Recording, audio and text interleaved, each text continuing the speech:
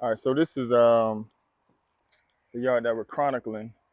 And as you can see, the Bermuda's coming in real nice. So that's a good thing. So I think we're probably gonna have to take one more season, and that should allow the Bermuda to go ahead and come all the way in. But as you can see, she definitely cutting it. It's looking real nice though. You know, especially where it came from. It came from nothing, so it's looking a whole lot better.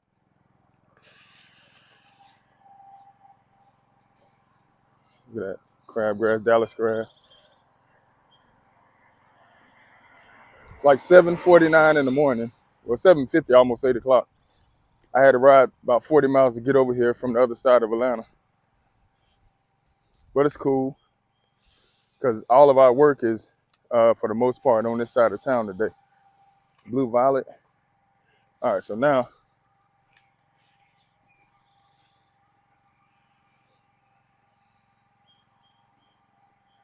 coming across.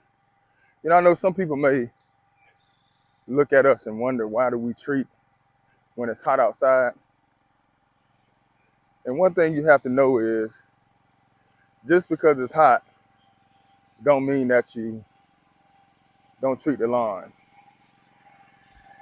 Eventually what's going to happen is it's going to start raining. And when it starts raining, all the stuff that's been sprayed on the lawn, it's going to kick in. But if you haven't been treating it, what'll happen is the weeds will start to benefit off of the rain. Then you mainly got to play catch up. A lot of Dallas grass over here. So what we do in the wintertime, we just lower the dosage. For example, we'll just cut it down to half. Cut it down to half instead of running the full rate. In the summertime, the pores are open. This crabgrass right here, y'all. I got some quinclorac in the truck. I think I'm gonna spray it. I really don't want to spray it right now because that's kind of like a waste. But this is all crabgrass, and this is where the tree was. So due to the tree being cut, now the crabgrass is growing in. In the wintertime, as you can see, the wintertime, that's when we'll be able to put the glyphosate down and kill all this. And that's going to allow the Bermuda to come on in. So we just, like I said, we do half the rate instead of running it full. And in the summertime,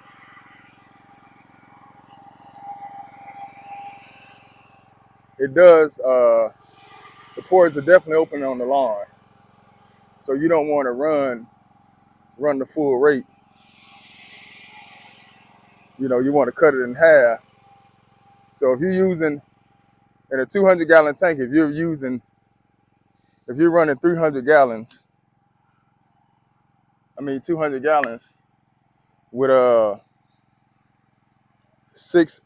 to 6 pints of three-way, I wouldn't necessarily say stop using three-way.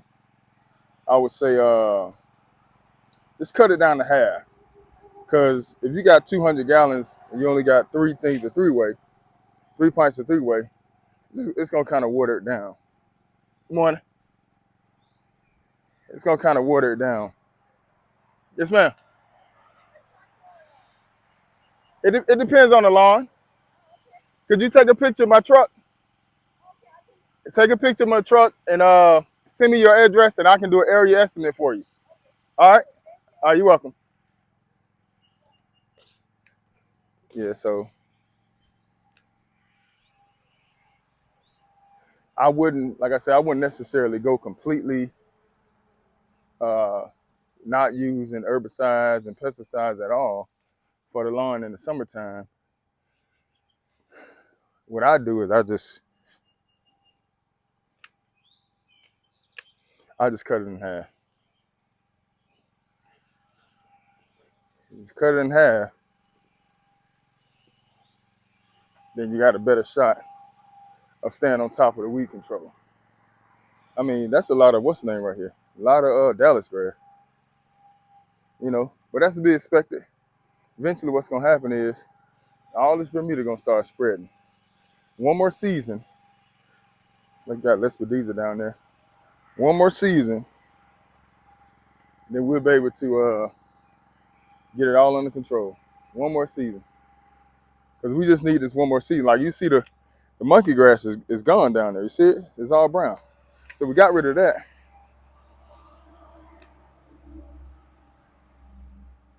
One more season. And what I mean by that, one more winter season, that is, we'll be good to go. We'll be able to get it under control. Bermuda trying to spread right here. So that's what's gonna happen. It's gonna come in. There's some thick Dallas grass. Goodness gracious. I couldn't even get the hose around it. That's how thick it is. So what I'm gonna do, I'm gonna take my hose, as you can see, I'm gonna pull it all the way around. Don't be lazy. If you wanna get to the back of the house, take the hose, pull it in, you know what I'm saying? And this way you don't have to make a lot of trips. Just bring it all the way back. So what I'm gonna do, I'm gonna bring it all the way back here, and I'm gonna let it take me, I'm gonna run it to the top of the hill. Run it to the top of the hill, and then I'll come down.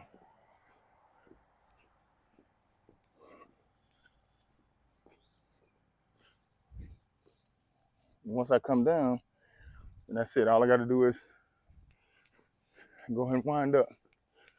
So this is what I mean when I say come to the top. Watch out for dog crap. Lord have mercy. Y'all looks a whole lot better. Rain got on it. So I'm gonna come from here. So there's a truck, see?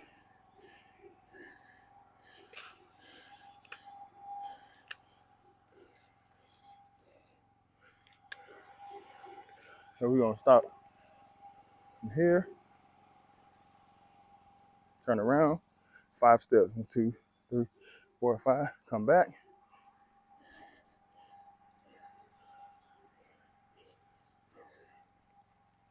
One thing I wanna mention, to lawn guys that mow the lawn, I don't mean this in a disrespectful way, but if you're not certified and licensed in weed control, you might want to stay in your lane. I think it would be wise for you to stay in your lane. I say that because, so I had a customer yesterday, 4th of July, which I was working that day.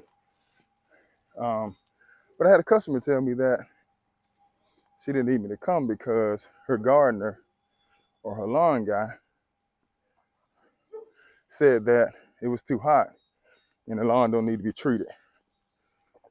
The guy who cuts a lawn.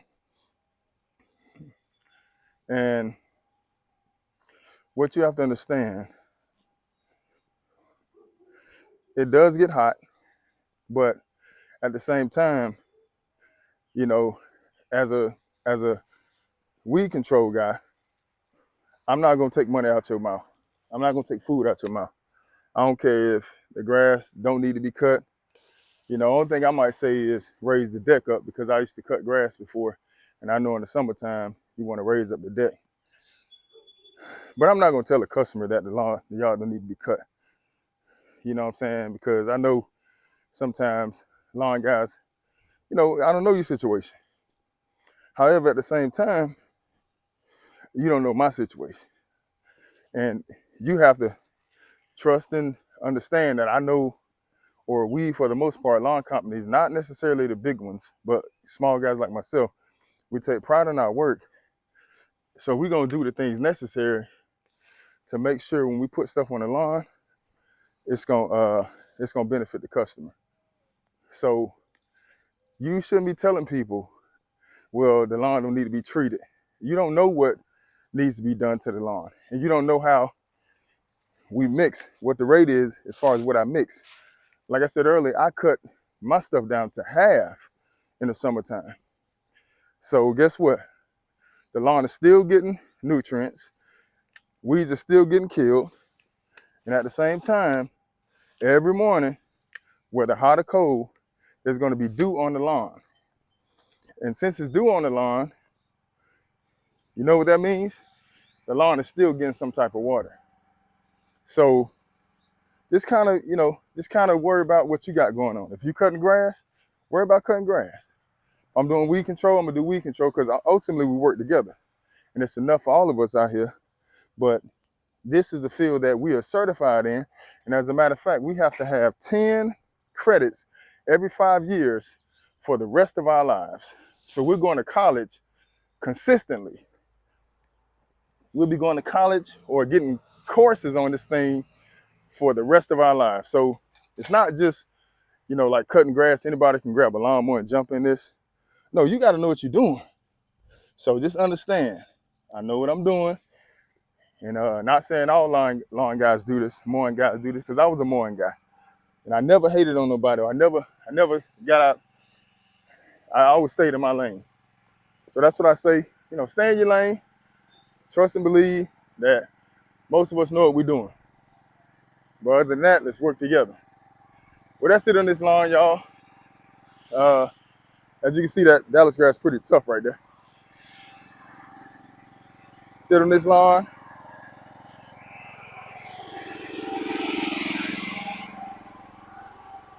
I'm gonna come hit the Zoysia up here. That's gonna be it. This property is $80. Takes about 12 minutes, I believe. That's it, we're all done. All right, underdog.